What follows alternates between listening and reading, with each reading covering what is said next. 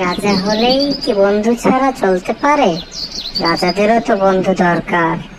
আর আমি ছোট, আমি ভয় পাই না। তাহলে কি তুমি হবে আমার বন্ধু? চড়ুই সঙ্গে সঙ্গে রাজি হয়ে গেল। সেই সে থেকে তারা এক অদ্ভুত বন্ধুত্বে বাধা পড়ল।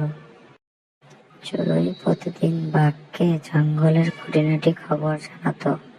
কখনো বলতো কোথায় ফল বেশি পেকে আছে, কখনো শোনাতো তার জীবনের ছোট্ট গল্প। অন্যদিকে বাঘ চড়ুইকে ঝড় ঝঞ্ঝা থেকে রক্ষা করত।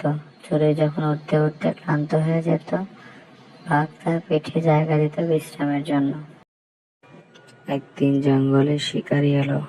তারা ফাঁদ পেতে বাঘকে ধরার চেষ্টা করছিল। চড়ুই সব দেখে তৎক্ষণাৎ বাঘকে সতর্ক করলো।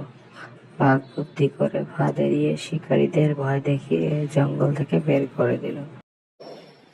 তুমি সত্যিকার বন্ধু, বাঘ মশাই।